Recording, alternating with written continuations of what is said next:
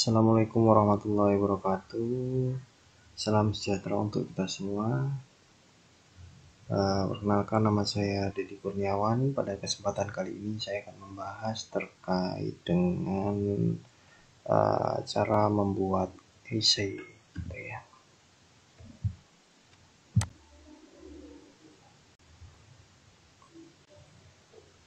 Oke, baik. Pertama kita harus tahu dulu gitu, apa itu essay, gitu ya.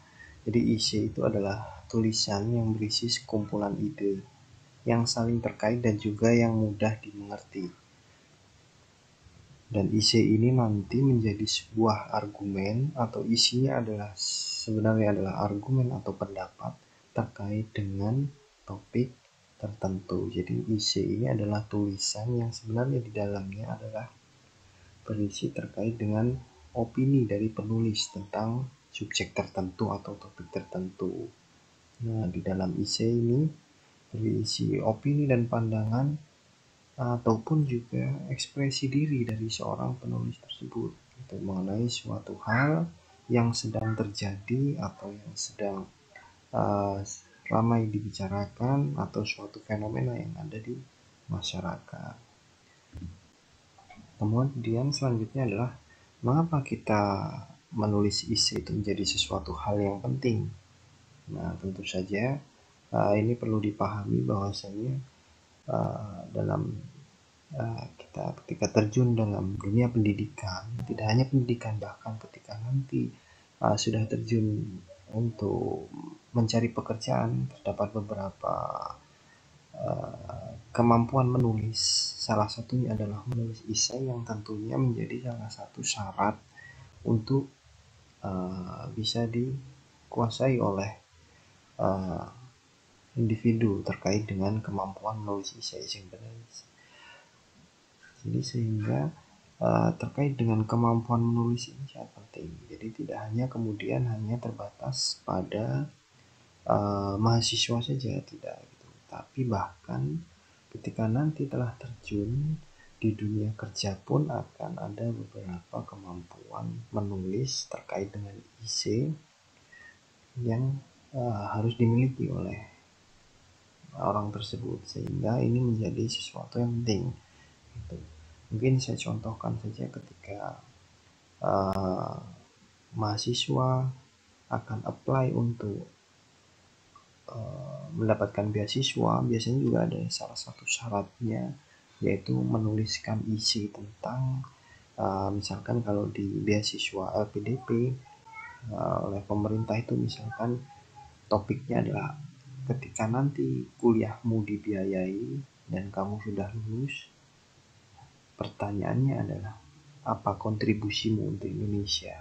Nah, itu adalah salah satu contoh topik isi yang harus dibahas oleh mahasiswa yang mengajukan untuk dapat beasiswa. Nah, itu contoh. Kemudian juga mungkin terkait dengan ketika nanti sudah mendapatkan pekerjaan gitu, atau melamar di instansi. Nah, tentu saja ini kemampuan menulis isi terkadang juga dimintai gitu, atau dibutuhkan. Jadi memang menulis isi ini juga tidak terbatas kemudian hanya untuk akademisi saja atau hanya untuk mahasiswa saja gitu. Sehingga memang menulis isi atau menulis opini, bahkan menulis berita, itu juga sebenarnya sudah masuk pada unsur isi. Kenapa? Karena di dalamnya sebenarnya sudah ada opini atau ekspresi pribadi dari seorang penulis gitu, sehingga memang menulis isi ini menjadi sesuatu yang penting. Terus selain itu juga saya rasa akan ada banyak sekali lomba-lomba ketika nanti menjadi mahasiswa, akan ada banyak sekali event lomba yang juga salah satu cabang lombanya adalah membuat isi gitu. Oke, baik, lanjut. Nah, tadi kita sudah tahu terkait dengan isi itu apa, kemudian pentingnya apa. Nah, tentu saja yang perlu kita pahami adalah bagaimana kemudian kita harus membuat isi gitu.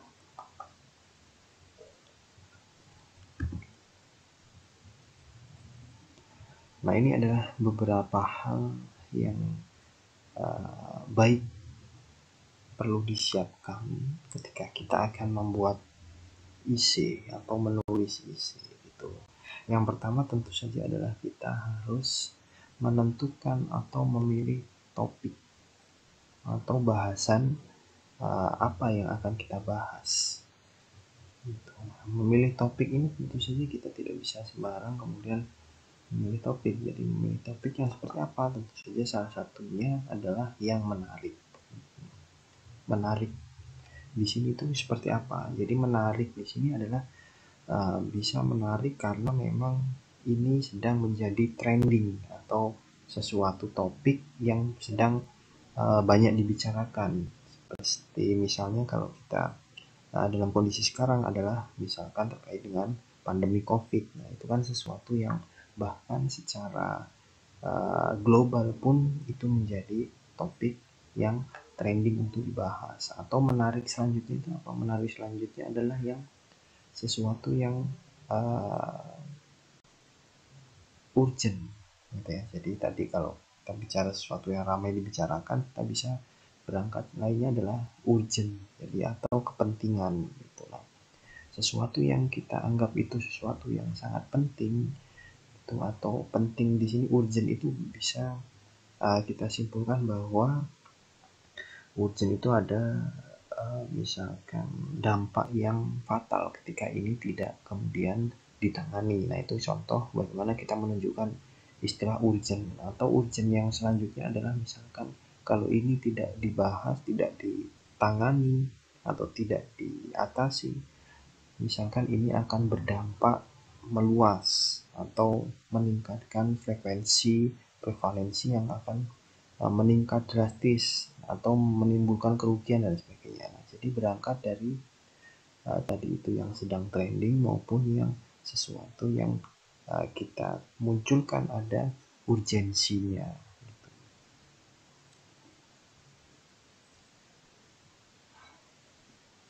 Kemudian selanjutnya setelah kita menentukan topik, tentu saja yang perlu kita lakukan selanjutnya adalah kita mencari data. Nah, mencari data ini tentu saja akan banyak sekali cara maupun metode yang digunakan. Mencari data ini atau kita istilahkan adalah kita melakukan riset. Riset terkait apa?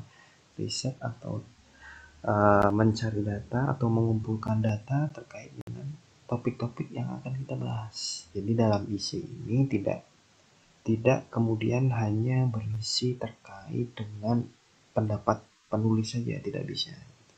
Jadi di isi ini tentunya nanti ada selain pendapat penulis juga didukung oleh hasil riset atau referensi-referensi lain, sumber-sumber bacaan lain yang itu memang sudah kredibel, ya. Jadi sudah memang valid gitu, sehingga itu akan mendukung dari opini apa yang penulis sampaikan gitu.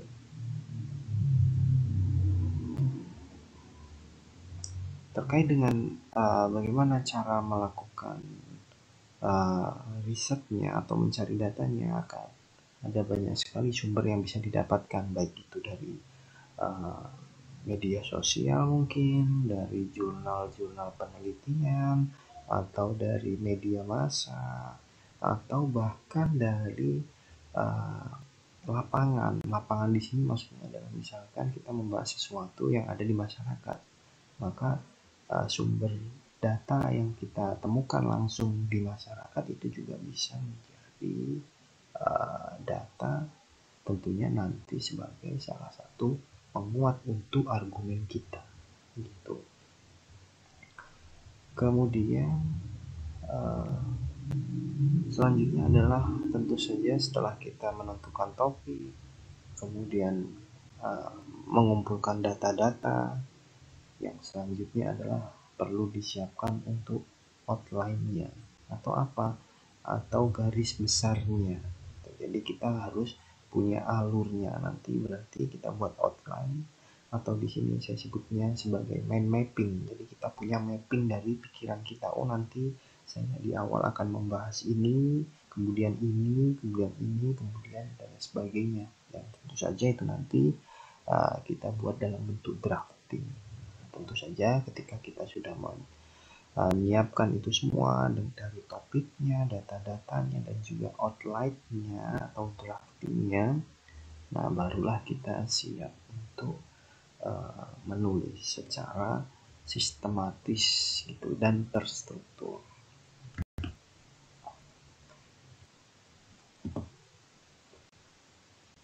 Kemudian selanjutnya tentu saja setelah kita melakukan persiapan tadi, langkah selanjutnya tentu saja kita harus mulai untuk menulis. Nah, sebelum kita mulai untuk menulis, kita perlu tahu terlebih dahulu bahwa ada komponen-komponen yang ada dalam sebuah isi. Yang pertama adalah introduction atau latar belakang. Sebenarnya latar belakang itu apa? Latar belakang ini adalah menjawab pertanyaan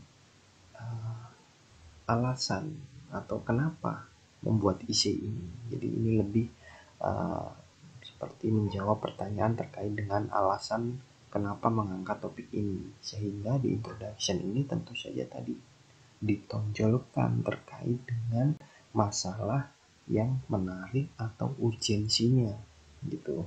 Jadi kita harus bisa menarik minat pembaca melalui tulisan yang paling di awal bagian isi, yaitu adalah introduction atau latar belakang. Di situ kita tampilkan bahwasannya tulisan ini menarik dengan menampilkan apa tadi, urgensinya, kemudian pemilihan kata yang baik terkait dengan trending-trending yang saat ini, sehingga itu akan menarik minat pembaca. Itu kemudian setelah latar belakang yang menjawab terkait dengan alasan kenapa kita mengangkat topik tersebut, yang selanjutnya adalah bagian yang body. Jadi body atau tubuhnya isi itu sendiri. Nah, body di sini sebenarnya lebih ke arah kita menampilkan data-data hasil riset kita tadi yang dilakukan di tahap persiapan. Jadi kalau di body ini ada saya bagi menjadi 3 hal ya. Jadi yang pertama adalah for, yang kedua adalah against, dan yang ketiga adalah your stance gitu ya. Nah, apa itu maksudnya? Jadi di body ini adalah for. Bagian yang pertama adalah for. For di sini adalah dimaksudkan adalah kita menampilkan data yang pro-nya gitu ya. Jadi biasanya kita tampilkan hasil riset itu adalah yang pro dan kontra gitu ya. Jadi for and against itu adalah kita menampilkan yang pro itu datanya seperti ini, kemudian yang kontra atau yang berlawanan dengan yang data pertama tadi kita tampilkan gitu. Sehingga nanti di bagian ketiga dari body ini adalah your stand atau apa? Atau argumen Anda atau penilaian Anda atau penulis itu berada pada posisi yang dimana gitu. Jadi harus memiliki itu tadi, ekspresi diri dari penulis itu nanti munculnya adalah di yang your stand gitu. Jadi tadi sudah ditampilkan bahwa ada data kelompok for, ada kelompok berlawanan. Nah, kemudian penulis menampilkan bahwa posisinya adalah di mana gitu, atau bisa juga berisi bahwa sebaiknya dari data kedua jenis data ini harus seperti apa. Nah, itu ada ekspresi diri dari penulis yang dituliskan di situ, di mana itu nanti menjadi bagian di body, yaitu adalah di your stand. Nah, itu adalah ekspresi diri dari seorang penulis. Kemudian di bagian yang terakhir tentu saja adalah conclusion atau kesimpulan. Jadi setelah tadi latar belakang, kemudian tubuh dari isi itu sendiri, kemudian yang terakhir tentu saja adalah disimpulkan. Disimpulkan ini kemudian tidak kemudian menjadi mengulang lagi apa yang disampaikan di body, tidak gitu. Jadi lebih ke arah menyimpulkan saja. Tentu saja ini nanti menggunakan uh, tulisan yang lebih singkat, atau kita menonjolkan inti dari jawaban pertanyaan isi tadi itu. Jadi memang dibuat lebih singkat. Kemudian bagaimana kemudian kita langkah selanjutnya ketika kita sudah menulis dari introduction, body sampai dengan conclusion. Nah, untuk memastikan bahwa tulisan yang kita buat ini memang sudah baik atau uh, minim kesalahan, maka yang perlu dilakukan oleh penulis adalah proofread, atau isinya adalah membaca, dan membaca lagi. Jadi harus memang dibaca secara terus-menerus atau berulang-ulang. Sehingga apa? Sehingga nanti ketika ada masalah atau ada kesalahan dalam penulisan, itu akan bisa ditemukan oleh penulis, sehingga itu nanti bisa diperbaiki seperti itu. Jadi memang kita tadi sudah selesai menulis sampai dengan step yang terakhir, yaitu adalah conclusion. Jadi tetap penulis harus memastikan bahwa tidak terjadi kesalahan atau tidak ada informasi yang lupa atau tidak tersampaikan dalam tulisannya, sehingga yang dilakukan adalah membaca, dan membaca. Kemudian bagaimana tipsnya agar kita bisa membuat isi yang baik? Tadi sebenarnya sudah saya bahas terkait dengan struktur dan lain sebagainya gitu. Jadi sehingga dari sini bisa saya simpulkan bahwa tipsnya untuk membuat isi yang baik adalah buat bagian pembuka yang menarik. Bagian pembuka yang menarik tentu saja ini yang dimaksudkan adalah di introduction. Nah, di sini saya lambangkan dia itu adalah dolar gitu ya. Jadi kita itu harus membuat latar belakang itu seperti menampilkan makna uang ya. Jadi kalau kita melihat di kehidupan saat ini kan siapa yang tidak tertarik dengan uang gitu ya. Nah, sehingga kita seperti menarik pembaca itu adalah dari latar belakang kita buat semenarik mungkin, sehingga seperti kita menganggap bahwa orang itu melihat uang di tulisan kita. Jadi seperti tertariknya ketika seorang manusia pada zaman sekarang melihat uang atau material begitu. Kemudian tips yang selanjutnya adalah tambahkan kata-kata transisi saat dibutuhkan. Nah, ini juga penting gitu ya. Jadi kita itu membuat isi itu kan memang bukan kemudian seperti kita membuat makalah atau laporan yang sebenarnya ada bab 1, kemudian ada poin A apa, B apa, C apa, tidak seperti itu. Jadi memang itu nanti akan ditulis secara narasi terus begitu, sehingga sangat dibutuhkan transisi, kalimat-kalimat transisi atau kata-kata penghubung antara paragraf di atasnya dengan paragraf selanjutnya. Nah, itu nanti juga menjadi kata-kata kunci yang juga menjadikan isi itu akan lebih baik lagi.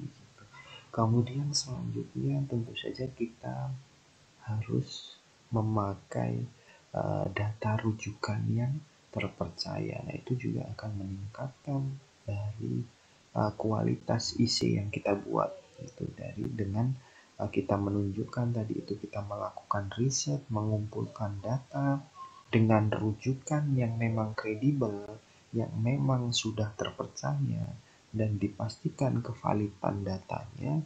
Nah, itu nanti akan meningkatkan juga kualitas dari isi yang kita buat. Kemudian selanjutnya yang sangat penting dan sering sekali dilakukan oleh banyak penulis saat menulis isi adalah mengulang-ulang kalimat gitu. Nah, pertanyaannya adalah kenapa pada isi ini banyak sekali yang melakukan pengulangan kalimat.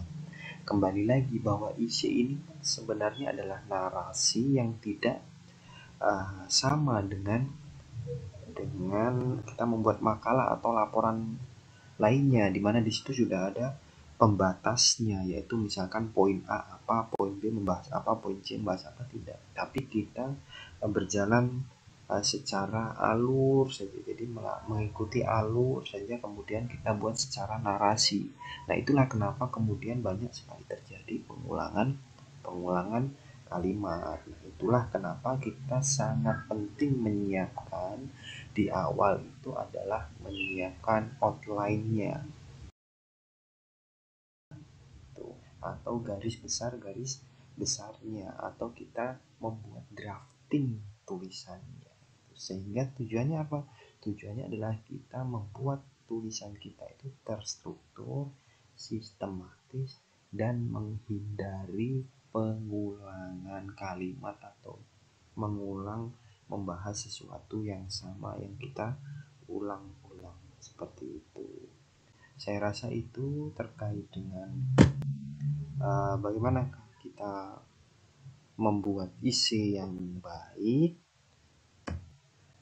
Semoga bermanfaat dan saya harap bisa mencoba dari sekarang untuk membuat isi itu, apapun itu yang kaitannya dengan opini, pendapat, dan argumen. Saya kira itu semua bisa ditampilkan dalam bentuk isi. Sekian dari saya, sukses untuk kita semua. Assalamualaikum warahmatullahi wabarakatuh.